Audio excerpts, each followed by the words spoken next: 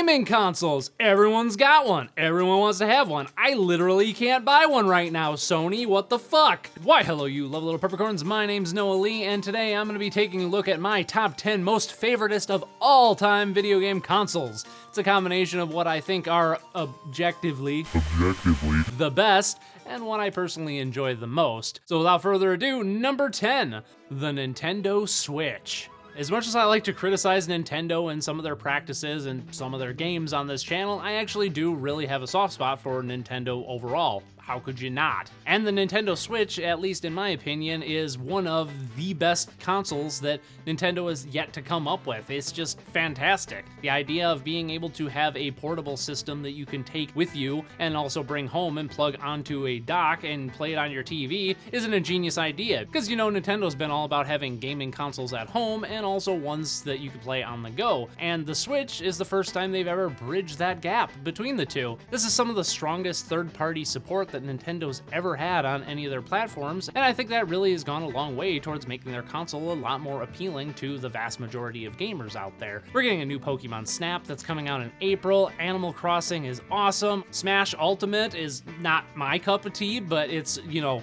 the ultimate version of Smash Brothers. What more could you want?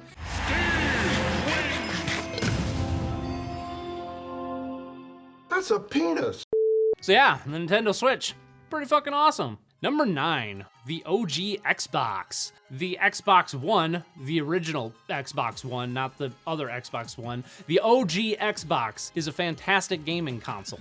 And the reason I say this is mostly just because it's a solid piece of hardware. It was one of the first gaming consoles to incorporate a hard drive in there, so you didn't have to worry about memory card usage or saving to an actual physical piece of media a la cartridges. But the main reason that I like the OG Xbox so much is because they did some weird and crazy things on that system. Like, obviously you have the standout titles like Halo 1 and Halo 2, and Fable was big on there. And I'm not big on Fable, but I do hold a very soft spot in my heart for Halo 1 and 2. I still think they hold up. I still think they're fantastic games. You had weird fucking shit on there like Metal Wolf Chaos and Blinks the Time Sweeper and Crimson Skies and that one 3D Toe Jam and Earl game. There was just so much weird and wacky stuff on the original Xbox that you haven't really seen on an Xbox platform since. Yeah, Xbox, pretty great console. Number 8, the Game Boy Advance. So I'm not really big on handhelds anymore. I used to be a lot when I was younger and I was, you know, in school and out and about and stuff like that. But I'll be damned if the Game Boy Advance isn't one of the finest game consoles around, just mostly due to its excellent library. You, of course, have the Game Boy Advance titles that everybody knows and loves, like Metroid Fusion and Zero Mission and a whole bunch of different Mario remakes and The Legend of Zelda the Minish Cap and remakes of Pokemon Red and Green and Pokemon Generation 3, which in my opinion is one of the more underrated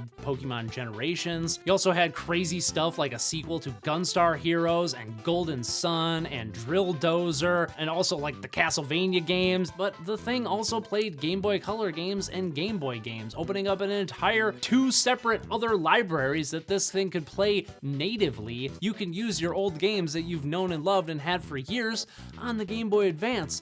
And that's awesome! Even though in high school I had a PlayStation Portable and a DS, I more often than not ended up carrying my Game Boy Advance with me to school and out and about just because I had so many more games to play on it. There's just a much stronger library of games overall. And yeah, that's about all I have to say. Game Boy Advance kicks ass. Number 7, the PlayStation 4. So right around 2008, 2009, I was just out of high school. I had an Xbox 360, I had a PS3, and I had a Nintendo Wii, and all 3 of them pretty much did not appeal to me. So I did what anybody outside of high school who now has a disposable income does and starts getting into PC gaming. I started playing games like Minecraft when it was an alpha on my Mac Mini and Cave Story and a whole bunch of Toho games on my shitty Windows XP machine that I had. And then when I got into college a few years later, I ended up building myself a really awesome gaming rig and I dove hardcore into PC gaming. But then the PlayStation 4 came out and of course I got it because I was, you know, a budding game journalist at the time, and, you know, you kind of need to have the hardware if you're going to talk about the games and all that. And for a year, I didn't touch it because there's nothing to play on it. But then a game called Bloodborne came out, and yeah, what a fantastic experience Bloodborne is. But after that, I started getting back into console gaming again. Every game that came out, I actually desired to have it on the PlayStation 4 more than I did on my PC, and over the years, that just compounded. But one of the main reasons that I love the PlayStation 4 so much is that controller. Holy shit, is the DualShock 4 like my perfect controller. I'm not gonna say it's the best controller around because I think that's, an extremely subjective opinion. It is the best controller for me. And I haven't gotten my hands on the DualSense controller for the PlayStation 5 yet because, I haven't been able to buy one yet, even though I've had the money set aside for it for months now. But yeah, a little off topic, PlayStation 4 is awesome. Number 6, the Nintendo GameCube. I don't really know what to say about the GameCube personally, other than it's just a solid machine overall. Like, Nintendo really went out of their way with this tiny little device and packed a massive amount of power into such a tiny form factor. The fact that you can put a Game Boy player on the bottom and play Game Boy Advance games and Game Boy games, and that's pretty much how I play all those games most of the time anyway. And then of course there's the excellent library. You have of course Super Mario Sunshine and Metroid Prime 1 and 2 and The Legend of Zelda The Wind Waker, which is hands down my favorite Legend of Zelda game ever. First time I ever played Sonic Adventure 2, and Sonic Adventure was on the GameCube. I also played Super Monkey Ball there. F-Zero GX, the only Smash Brothers game that I've ever been invested in ever. The GameCube was just a solid console all around, and it just marks for me this high point in Nintendo's console history before, they moved on to the Wii and went in a direction that I don't personally enjoy and then completely shit the bed with the Wii U. Number 5, the Nintendo 64. What can I say? It's another solid console by Nintendo. I think that people often shit on Nintendo for the fact that they stuck with cartridges as long as they did, but the truth of the matter is, there was a lot of things that you could do with cartridges at the time that you just couldn't do with disc-based media. I once watched an interview with some of the Rare developers when they talked about how in Conker's Bad Fur Day, when you walk through different areas, the music gradually shifts from one area to another, and how at the time that was not something that was possible with disc-based media. You could only do that with cartridges. And then of course you have the library, Super Mario 64, Banjo-Kazooie, Banjo-Tooie, Conker's Bad Fur Day, Pokemon Snap, Legend of Zelda Ocarina of Time, Majora's Mask, oh my god. And then you had weird shit like Sin and Punishment and Mischief Makers and Battle Tanks and Space Station Silicon Valley and yeah, the Nintendo 64 is just another solid console from Nintendo, and it was a very integral part in bringing us into the third dimension alongside the Sony PlayStation, and I just can't imagine what gaming would be like without it. Number 4, the Nintendo Entertainment System. Yeah, it just really can't be understated how integral of a system the NES actually was, especially here in North America, where we had the whole video game crash thanks to the dumb fuckery at Atari at the time, and the NES was basically the sole reason that video games became such a cultural phenomenon here in the States. But more importantly than that, it just created this gigantic dynamic shift in what people wanted from video games. So going on adventures like The Legend of Zelda, or Mega Man, or Super Mario Brothers, or Metroid, or Kid Icarus, or any of these other classic NES games, it was just the first major system that allowed for a different kind of gaming than the single screen, type of arcade experiences that people were used to at the time. Going on an adventure on the NES was as simple as grabbing a cartridge, plugging it in, hitting the power button, hoping it worked, and then actually playing. So yeah, what more could I say about the NES other than it can get better? Number 3, the Super Nintendo Entertainment System. Oh my god, what a fucking massive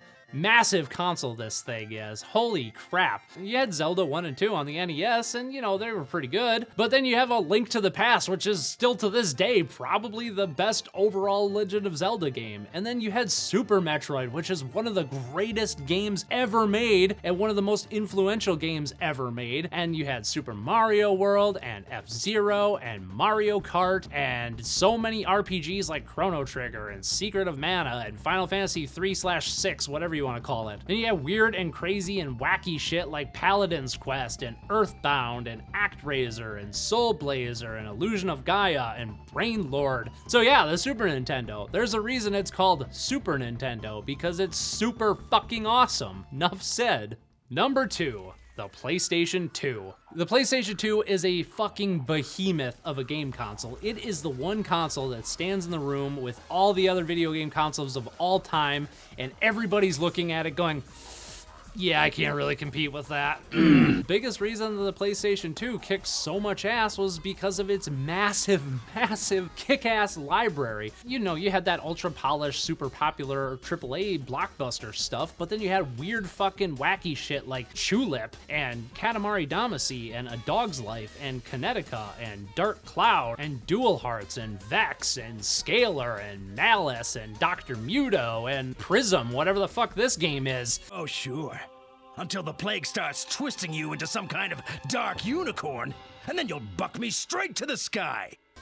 Its library goes even further because it natively plays PlayStation 1 games and plays nearly all of them flawlessly. In fact, not just flawlessly, but better. Yeah, the PlayStation 2 is a nearly perfect game console. It's as close to perfection for a game console as we've ever gotten, and probably is going to be that for a very, very long time. I think it's like the best console of all time, but it's not my personal favorite, and I'm sure you could guess what's number one. So, number one, the Sega Genesis, or Mega Drive if you prefer. Yeah, sorry to be predictable, but I gotta go with my gut on this one. Her nostalgia, she be a harsh mistress.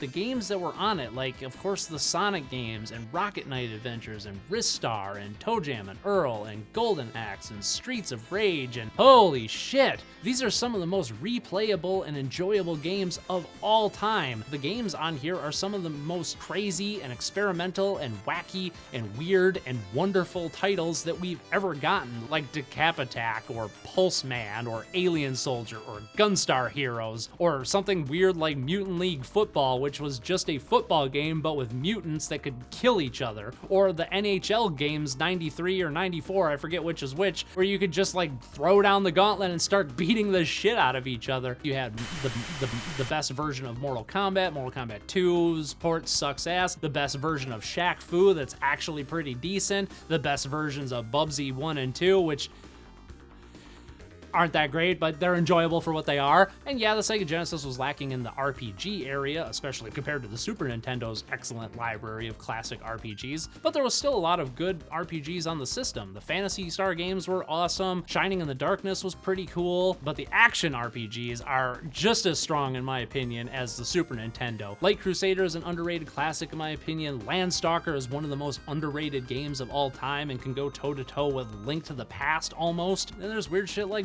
Vector Man and Sparkster and Balls 3D, and the list goes on. And you know, I'd say if we're judging the system solely on its library's good factor, it's, you know, pales in comparison to the Super Nintendo. But there's something I can say about the Sega Genesis that I can't say for any other console ever, and that's even if a game's bad, it's always interesting. Because practically everything that was developed for the Sega Genesis was trying to do something new and using its hardware in a certain way. Not only the marketing, not only the hardware, not only the first-party games, not only the third-party games, every aspect of the system was trying its damnedest to stand out in comparison to everything else in the game industry. And in that one regard, it fucking nailed it. And then of course there is the excellent, bitty, gritty, wonderful Sega Genesis music. Oh my god.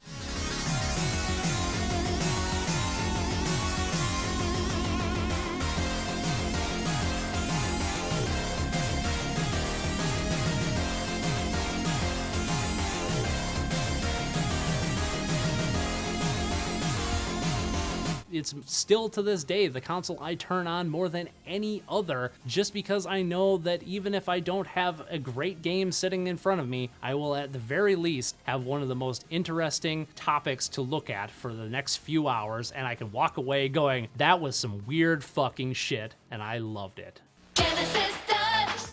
Yeah, video game consoles, man. They're an important part of video games history, and it's something that we're probably gonna have for quite some time, because I just, you know, more often than not, they're the best way to play video games, at least in my opinion. Let me know down in the comments what are some of your favorite video game consoles and why, and don't forget to subscribe if you haven't. I'm Noa Lee, and thanks for watching.